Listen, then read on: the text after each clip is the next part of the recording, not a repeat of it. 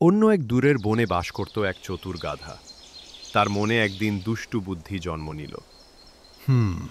যদি আমি সবাইকে সিংহ সেজে ভয় দেখাই, তবে কেউ আমার কাছে আসবে না।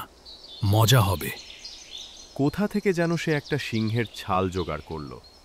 ওহ, একদম সিংহের মতো দেখাচ্ছে আমাকে। বাঁচাও, সিংহ এসেছে, দৌড়াও, সবাই দৌড়াও। সবাই পালিয়ে গেল, আর গাধার বুকের ভিতর আনন্দে ঢাক বাজতে লাগল।